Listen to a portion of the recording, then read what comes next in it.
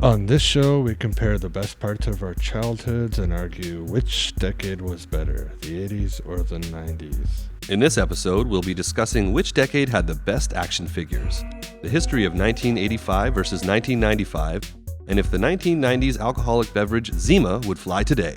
Which decade was better? You can help us decide. So stick around for this episode of 10 Years Apart. We're going back, way back. It's the 10 Years Apart podcast. 80's versus 90's. With Adam and Scott.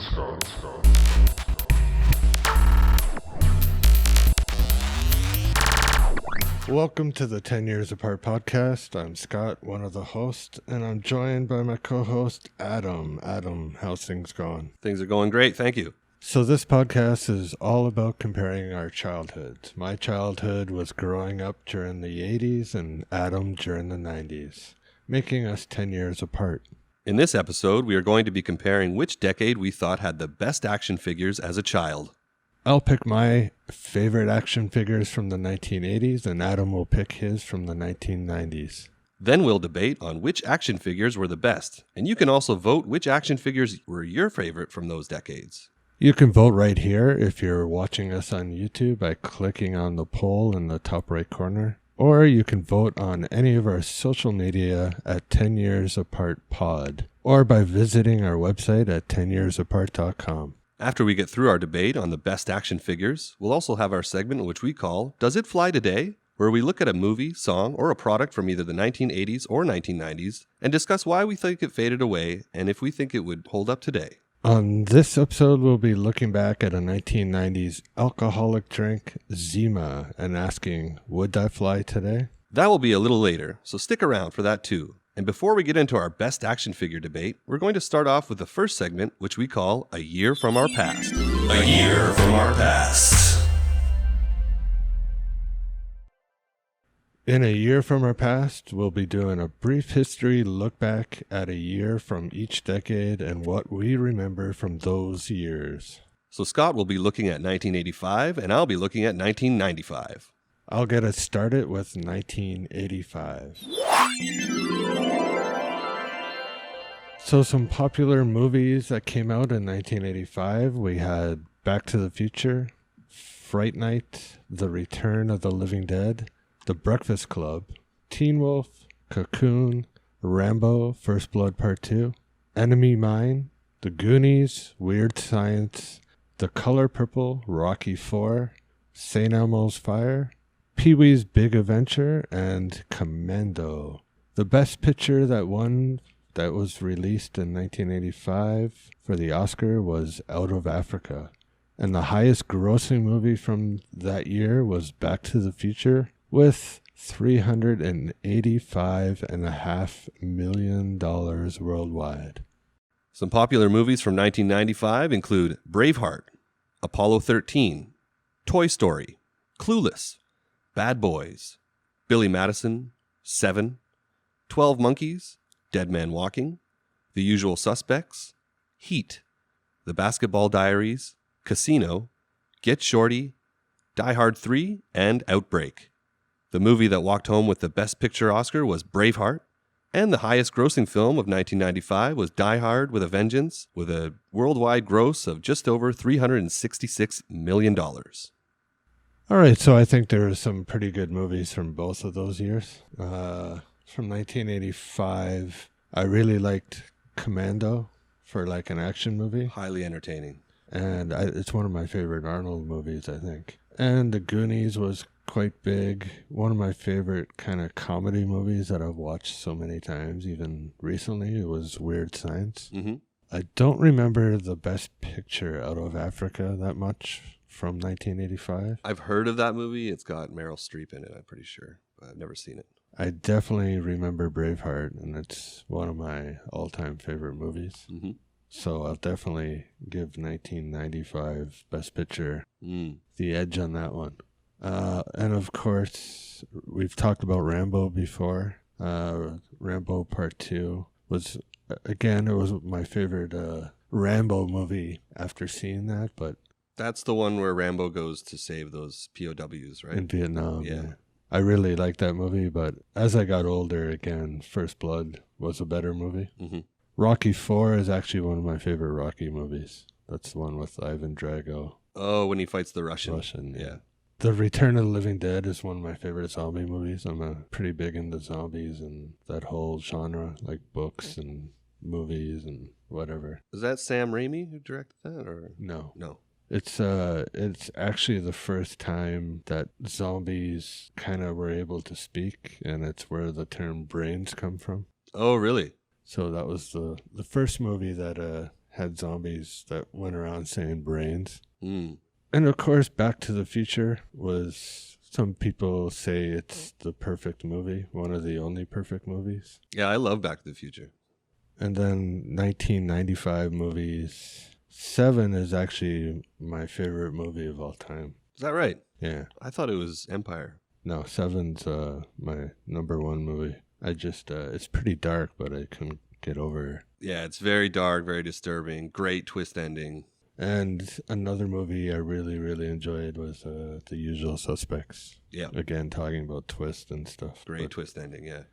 All right, and for me, I think Back to the Future is probably the most notable of the 1985 movies. I hadn't seen Fright Night until like a couple years ago, and I actually saw the remake with Colin Farrell afterwards, and I don't think I've seen that. It's actually pretty decent. A lot of these remakes of like 1980s horror movies are kind of garbage, but I thought Fright Night was pretty well done. Let's see, Teen Wolf. Teen Wolf, I loved that when I was a kid. I like the sequel too, even though it's garbage. Yeah, First Blood Part 2 is really entertaining. Didn't really see any of the others there on that list except for Commando. And for the 1995 movies, Braveheart was great at the time. Toy Story, I remember babysitting the neighbors across the road, and they really loved that movie. 7 is excellent. I really like 12 Monkeys. I didn't like it too much the first time, but I think when I watched it years later, I kind of grew to appreciate it more. The Usual Suspects is a classic. Heat's a great bank robbery movie where we have... heist movie. Yeah, we got Al Pacino and De Niro like in the same scene together for the very first time. And then Basketball Diaries, we see Leonardo DiCaprio as kind of a junkie who kind of gets clean, which is pretty good. Yeah, Die Hard 3 was pretty entertaining. Not the greatest one. I mean, I think Die Hard, the first one, will always go down as the best one. But Die Hard 3 is a worthy sequel, I suppose. And some popular hit music from 1985. We had Tears for Fears with Everybody Wants to Rule the World. Huey Lewis and the News with The Power of Love, which is in the Back to the Future soundtrack. Simple Minds, Alive and Kicking, and Don't You Forget About Me. Aha with Take On Me. Motley Crue, Home Sweet Home. Corey Hart with Never Surrender. Paul Young with Every Time You Go Away. Wasp, which is, I put this in there because it's a band I liked, with Blind in Texas. Madonna, Crazy for You. The Cult, She Sells Sanctuary. And USA for Africa came out with the song We Are the World. The song of the year from the Billboard Top 100 was Wham! With Careless Whisper. And the Grammy for Song of the Year was the We Are the World from USA for Africa, which was just a bunch of famous musicians who got together to record this song.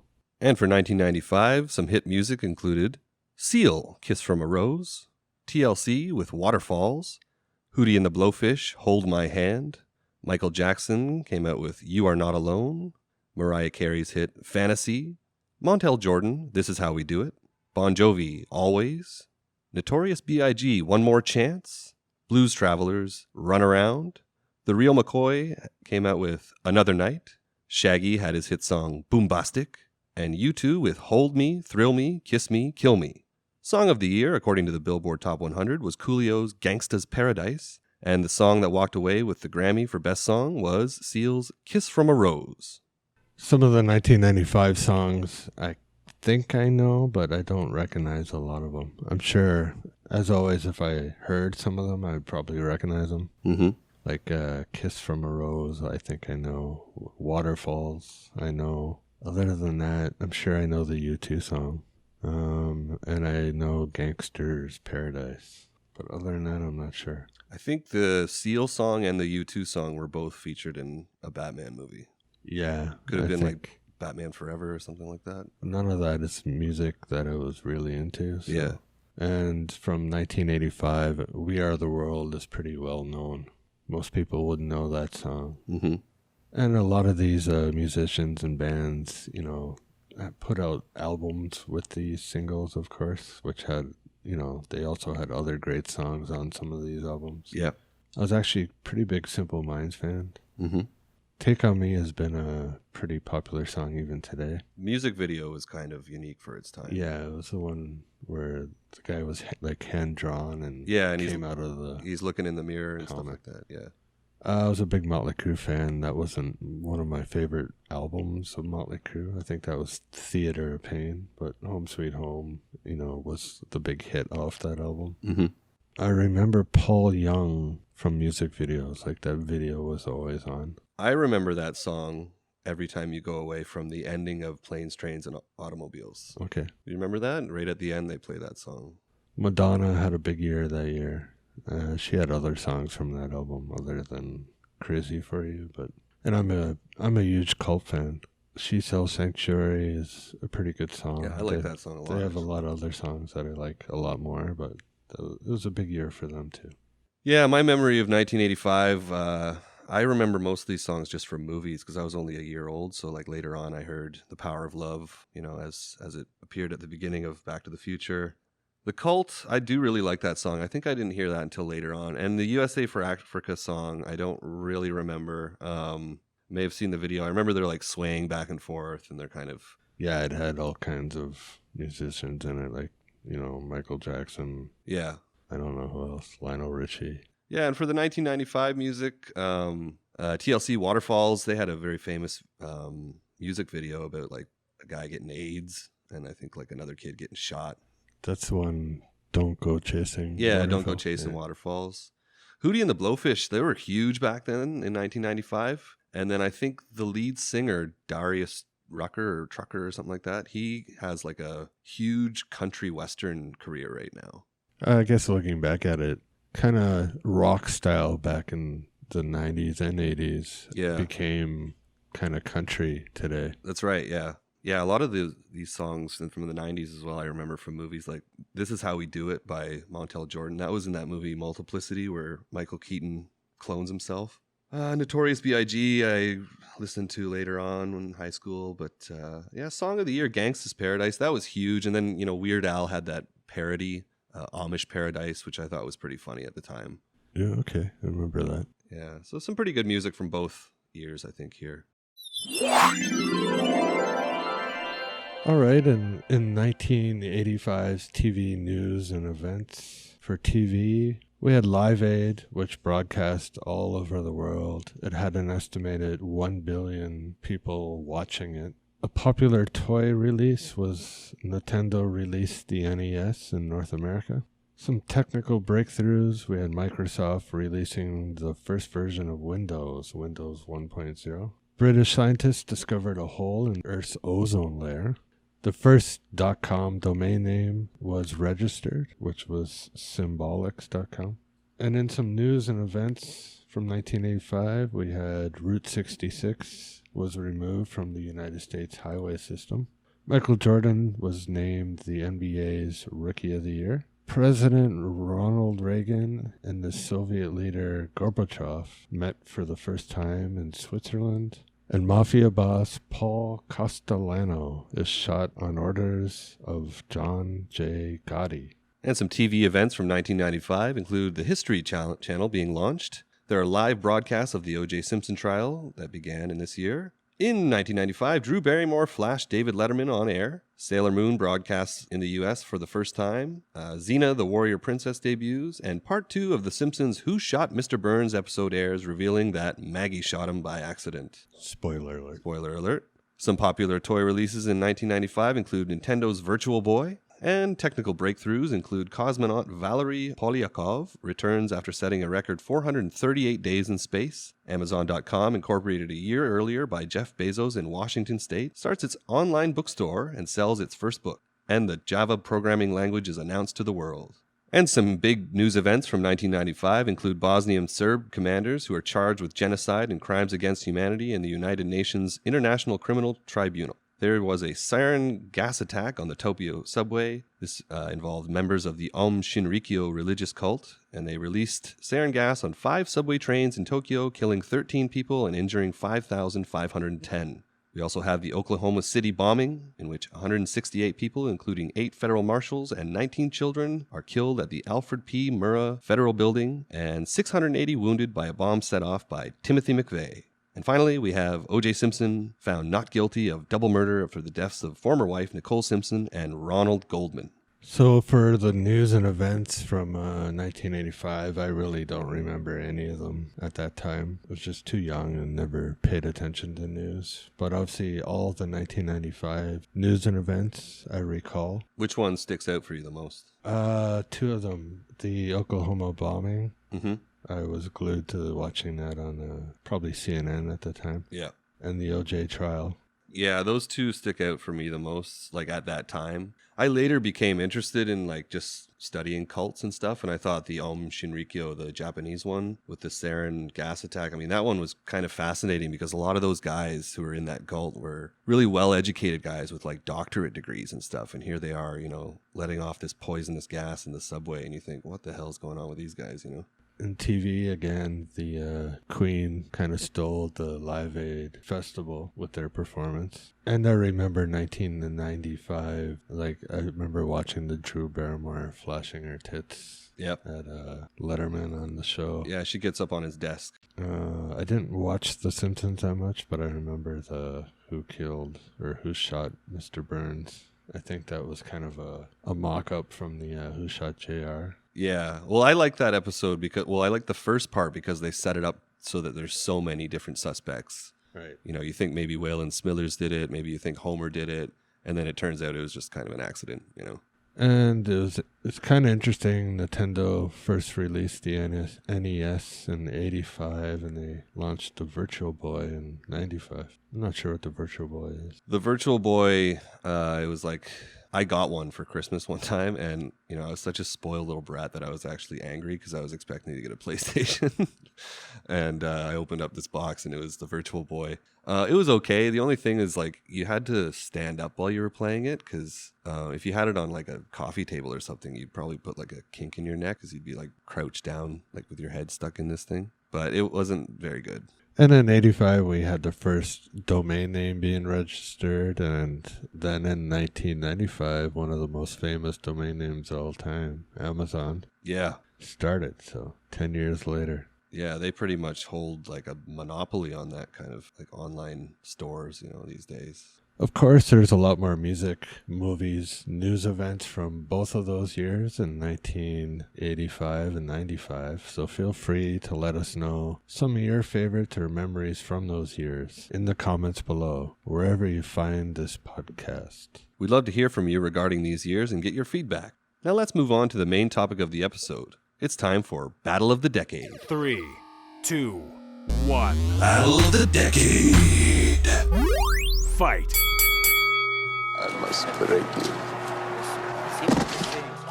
So for the Battle of the Decade in this episode and our main topic, we'll be fighting it out on which decade had the best action figures as a child. Round 1. Let's fight. Choose your fighter. The 1980s, to me, are known for action figures. There were so many, different action figures that came out during that decade. Before I get into my favorite action figures that I liked the most as a child, here are some honorable mentions of some figures that came out. We had Crystar, GoBots, Centurions, the WWF wrestling figures, Mask, Advanced Dungeons and Dragons figures, Visionaries, Transformers, Thundercats, and of course, and you probably think this is going to be my pick, we had He-Man, Masters of the Universe. All of those were very popular action figures. So my pick for the best action figures from the 1980s is Star Wars action figures. The first movie came out with their figures in 1978, but I'm talking more of action figures from The Empire Strikes Back and from Return of the Jedi, which were Empire was released in 1980 and Jedi in 83. So that's my pick for the best action figure. And for some 1990s action figures, some honorable mentions include the Street Fighter action figures, Crash Test Dummies, Earthworm Jim, Power Rangers, Ghostbusters action figures. These came from a spin-off animated series. The Terminator 2 action figures, X-Men, Batman, and Teenage Mutant Ninja Turtles. But my pick for the best action figures of the 1990s were Spawn action figures. I didn't really care for the Spawn movie or comic books, but I remember these toys as being really well designed. They still look cool to this day. And they are the only action figures that look like they were designed by a comic book illustrator. Round 2. Let's fight. Tail of the tape. So the Star Wars action figures from the 80s had improved so much from the original movie figures that came out in 78. There are more figures to choose from and characters from the movies. They had great accessories to go with the figures, including ships, creatures, landscapes, scenery type playset type things and more. They were the first and only action figures that I actually collected when I was young. I loved the movie so much and they were so popular at that time. Everybody had that toy. And with Empire and Return of the Jedi, Kenner toys were better prepared for the release of those two movies compared to the original movie. I think they had some issues when the toys weren't ready when they released Star Wars the movie. So they were giving out almost like coupons that you would, get this toy when it became available. And the Star Wars toys are still in high demand today and collected. Some of them have, crazy values and are worth so much money. And these action figures go hand in hand with the 80s phenomena of Star Wars. And some of the reasons why I picked the Spawn toys as my choice. These were the first line of Spawn toys ever produced and released in 1994 and consisted of 6 figures, the hero Spawn and his medieval counterpart, with Tremor and the villains Violator, Overt Kill, and Clown, as well as the Spawn Alley playset, the Spawnmobile, and the Violator monster rig. I really enjoyed playing with all these toys. Again, wasn't a big fan of the movie or the comic books. I just thought these things looked really cool and, really, really well designed. A lot of thought and effort put into these designs. They were notably different from the toys common on the shelves at the time because of their level of detail in both sculpting and painting. So they looked really cool. And these action figures had individual items such as spikes, teeth, claws, and buttons painted individually and packaged encased by hard plastic, which surrounded both the figure and blister card, making them more suitable collector's items. And those are some of the reasons why I chose Spawn action figures as the best action figures of the 90s. Round 3. Let's fight. Counterattack. And some of my thoughts on the Spawn action figures. I know the toys. I know a lot of the McFarlane toys, but I remember Spawn when it came out. I never followed the comic books. The movie I thought was okay at the time, but I don't think it was that good looking back at it. The level of detail on the toys made them more collector items than I think actual figures that you would play with. Okay. So you're saying they're nicer to look at, but not so much to play with. Yeah.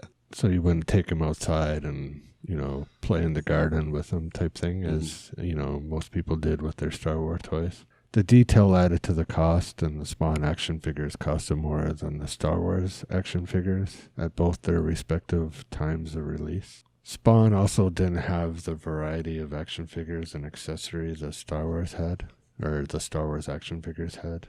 Spawn was a popular comic book on which the toys were based, but Star Wars was much more popular from the movies, and more people knew about Star Wars than Spawn. This meant that everyone you knew had Star Wars toys, and everyone would gather to play outside with their Star Wars figures, where not everyone you knew had Spawn toys at that time in the 90s. There was quite a difference in the size between the Spawn toys and the Star Wars toys, Star Wars being much smaller, and they were easier to carry around, put in your lunchbox, or just keep in your pocket type thing, where you couldn't really do that with Spawn toys. Star Wars was geared towards kids much more than Spawn was. Spawn wasn't really a comic book, that kids could read or watch. Yeah. Including the movies and the animated TV show. It's more for adults. It was a little too scary for kids, I think. And a lot of unopened Star Wars figures are much more valuable than the unopened Spawn figures these days, regardless that Star Wars figures were, they're older, so that might add to the value, but they were just more collectible and more valuable. Well, there are a couple things I agree with you on that. I remember seeing like an unopened Luke Skywalker figure in Okinawa a few years ago. I think it was like the equivalent of like $10,000. Yeah, I think that's around the average for an original Luke Skywalker. Yeah, I think, I agree with you. They are much more valuable. I just think, and I agree that, the Star Wars had a lot more accessories. You had like the Millennium Falcon and all these other different kind of like weapons and side characters, which I thought was pretty impressive. But I thought that Spawn just looked better. It looked a lot cooler. It looked like there's actually like someone who was like talented at designing these kind of things for Spawn. Whereas the Star Wars action figures, they didn't really look too much like the actual actors from the Star Wars movies, which kind of took away from their, allure for me anyway. But then again, I still remember playing with Star Wars toys that my brothers owned. So yeah, they're a bit more fun. I think the reason why I think my choice is better is just based on the design. I think they just look nicer. I think they look a little more stylish than the Star Wars ones. Round 4. Let's fight. Final round. And lastly, once again, why I chose the 1980s Star Wars action figures from both Empire Strikes Back and Return of the Jedi. I thought they were much more popular than the Spawn figures and more valuable today. There is a larger variety and choice of figures, accessories, and vehicles, and, play sets for Star Wars than there was for Spawn. The smaller size made them easy to carry with you, trade, and use such things as vehicles and play sets that you could actually fit the characters in. Everyone had them or knew what every action figure was. So even if you had like some rare alien from Star Wars, almost everybody would recognize what it was from at that time. They were the foundation for action figure branding with movies and is still a franchise and branding mechanism today. Star Wars has all the lore, movies, comics, books, and history behind their toys, and nothing can really come close to comparing to it. They were one of the only action figures that I ever collected and had the most fun with playing when I was a kid. And that is why I chose Star Wars action figures from Empire Strikes Back and Return of the Jedi from the 1980s. And some final points on my choice. I chose Spawn again because of the stylish design of the action figures. I thought they looked really cool. In particular, Clown, the famous villain from the movie. I think the reason why I chose Spawn is just the way they look, and I think I just like the style. I think they're a lot more stylish. I thought like the colors and everything just looked very unique as an action figure, and it looked like something that you almost don't want to take out of the box because it feels like you're kind of tarnishing it or ruining it. Those are some of the reasons why I chose. But then again, I do appreciate the Star Wars. I do appreciate your choice. I just feel like my choice is based a little bit more on just the style. And those are some of the reasons why I chose Spawn as my best action figure. Remember, you can vote on which action figures you thought were better in the poll in the above top right corner here on YouTube or on any of social media at 10 Years Apart Pod or at our website 10yearsapart.com. And finally, on this episode of 10 Years Apart, we're going to look back at a 1990s alcoholic drink that was known as Zima. Could it make a comeback? Why did it fade away? It's time for Would That Fly Today? Would that fly today? Zima. This was a carbonated alcoholic beverage introduced in 1993. It had a range of 4.7 to 5.4% alcohol by volume, like beer, and was advertised as an alternative to beer. It was made by the Coors Brewing Company, and I believe it was discontinued in around 2008. Adam, do you remember anything about Zima? I don't really know much about Zima, but I remember hearing about it in like movies and TV shows. Somebody would offer like, would you like a Zima?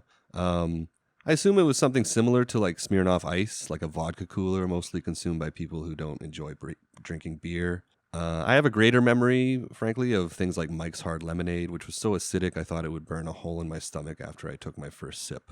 And how about you, Scott? Do you remember Zima?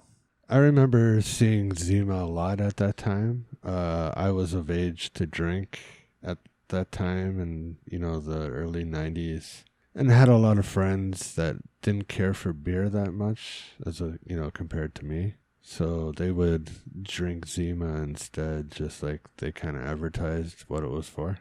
Zima seemed to find that niche of being the alternative to beer at that time, but not really a wine cooler either. They seemed to be the cool thing to drink at the time, especially with people who didn't drink often or as much as others. So yeah, I definitely remember Zima. So why do you think Zima faded away, Adam? I'm not entirely sure. I mean, it may have been forced out of the market by other kind of cooler drinks like Smirnoff Ice or Mike's Hard Lemonade. I never tasted it, so I can't comment on its appeal. It did last from 1993 until 2008, so I think it had a pretty good run on the market. But sometimes these kind of drinks gain popularity for some time and then they fade away. Like nowadays, White Claw is the trendy alcoholic kind of cooler drink. Who knows how long White Claw will last, but it's probably taken Zima's place. Why do you think that Zima faded away?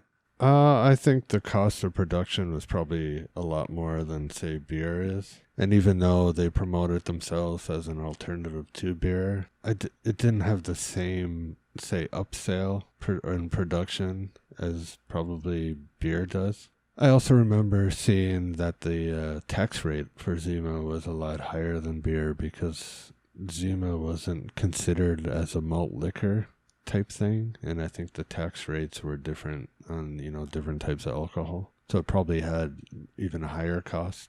And I think it was just a fad, which fads fade away. And even though it was popular in the early to mid 90s, even I don't know how much they were in the 2000s, but not every bar obviously carried it, or at least in compared to amounts of beer. So depending on where you were and when, and if you asked for a Zima, it might not have been available. And I also think there's something, in terms of, say, like wine coolers or stuff like that. There's a difference between those things and beer. Like, there's a lot of people that go out and drink a lot. And drinks that have, let's say, a lot of sugar in them, they're kind of hard to drink. They also give you worse over hangovers. and over, Yeah. Drinking a lot of them. So I don't think there'd be, anything to replace beer in terms of the amount that you can consume in a night. So those are the reasons I think it faded away. Do you think Zima could fly today? I think it could maybe make a return if they had some unique flavors that appeal to young people. As you mentioned, like these kind of drinks have a lot of sugar in them, which means, much worse hangover. So that's why I think a lot of people just, stick with beer or lighter beer. But however, it seems like younger people these days aren't consuming alcohol as much as, the older generations. I think White Claw has kind of gained a stronghold in this area of the industry. So it would be pretty hard for Zima to have like a comeback and compete with like this giant White Claw juggernaut. So I think maybe it could make a comeback, but probably I'm thinking unlikely. How about you? What do you think that Zima could fly today? I don't think it would fly today. I mean, it lasted until 2008, and I think it, had a couple tries at a comeback since then. Even with the different flavors and even with a different marketing campaign, I think, there'll never be something similar to beer or, the consumption rate of beer. So it's hard to justify maybe for the companies to spend money on that, like making that, especially if they're already making a beer or different varieties of beer. It's just more profitable for the companies to make beer instead of a cooler type drink. And there's also something about cooler style flavored drinks where, I could sit down and drink a 12-pack of beer if I had to, like in one night type thing. But the idea of drinking 12 coolers or types of drinks like that in one sitting type thing, it's kind of sickening sounding to after me. the third one, you'd want to just barf or something. I mean, they're both probably not good for you, but Yeah. I mean, I couldn't sit down and drink a 12-pack case of Coke or something like that, you know what I mean? In one night, I just couldn't imagine. It would just be maybe too much sugar or whatever else is in it. And other coolers and drinks have replaced it already, like you mentioned with Mike's Hard Lemonade or Smirnoff Ice and stuff like that. So, Also, give us your feedback on Zima in the comments below. You can also share with us your memories of the drink on our social media at 10 Years Apart Pod or at our website 10yearsapart.com. Zima, did you drink it? Would it fly today? No. well, that's all for this episode of 10 Years Apart. Thanks for listening, and you can now help us out by helping us decide which decade had the best action figures. Just head over to our website at 10yearsapart.com or any of our social media at 10 Years Apart Pod and vote right now. Leave us your comments and thoughts below wherever you find this podcast. Join us again next week when we talk about metal or grunge. Which music was better for each decade? Make sure you subscribe to the podcast on iTunes or anywhere else you find podcasts, so you never miss an episode. If you came across this episode and enjoyed it, please hit that like button. Subscribe to us here on YouTube for the latest videos, and don't forget to share. Sharing really helps us out. And once again, you can find us at 10yearsapart.com or any social media at 10 Years Apart Pod. Stop by, vote, and let us know some of your stories from the 80s or 90s. Remember to like, subscribe, share, and leave us your comments wherever you found this podcast. And thanks again for tuning into the past with us here on 10 Years Apart. What did you think about that episode of the 10 Years Apart podcast? If you liked it, don't forget to hit that thumbs up button below. Subscribe to our YouTube channel for more videos like this. Vote on which decade you thought was better for this episode in the top right corner or at 10yearsapart.com. And leave us any comments you may have regarding the 1980s or the 1990s. Thanks again, and you can also check out some more videos like these.